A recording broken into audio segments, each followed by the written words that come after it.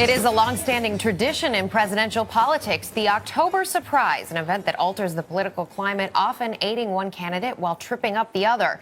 This year, of course, it is Hurricane Sandy. On the face of it, President Obama appears to have gotten it right. A new poll suggests 78% of Americans approving of his handling of the disaster. So how does Sandy stack up against past October surprises? Joining us with some insight into that is Maggie Haberman. She is senior political reporter for Politico.com. It's great to have you with us. Good morning. Good morning. Thanks for having me. One of the original October surprises, 1968 LBJ Halt bombing of Vietnam 5 days before the election. That's right. Hubert Humphrey was struggling against Richard Nixon. The idea was that this was a peace move. It was going to make things easier for Democrats who were very opposed to the war. In the end, it did not do anywhere near enough to help Humphrey electorally, but it did help him in terms of the popular vote. He came closer than people thought he would have. So that qualified as an October surprise. Didn't get far enough over the line. In 1980, President Carter was running for re-election against Ronald Reagan, and American hostages were being held in Tehran. There was a big October surprise there, wasn't there? Sure. One of the most famous ones, actually, and you hear it talked about a lot in this cycle. It didn't quite work. There were negotiations to try to free the hostages. They had been held for a year.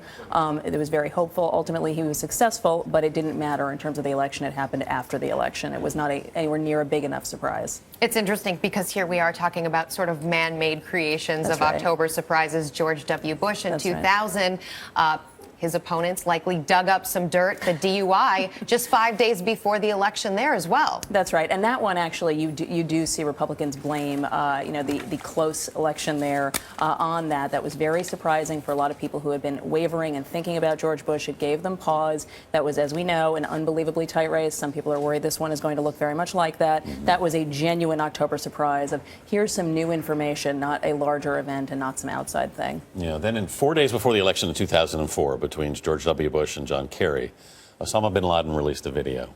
How did the candidates react to that then? The Democrats did not react to it positively. John Kerry continues to blame his loss on that and has for a long time. He says that they were doing well in the polls right up until that day, surging, and then they flatlined after that. It certainly did underscore, the main issue in that election was security, as we all know, in the post-9/11 era. It absolutely scared a lot of people. It did play a role, whether it was decisive. It was not ultimately that close an election, but I do think Kerry was doing far better, and then ultimately it just stalled his momentum out. How significant do you think Hurricane Sandy is going to be in this particular election, and might we hear about it in the future as the October surprise that changed things? I think you are already seeing Republicans lay the groundwork for if Mitt Romney loses, this is going to be one thing that gets blamed. You saw Karl Rove say it to the Washington Post. I had Haley Barbour say something similar to me the other day.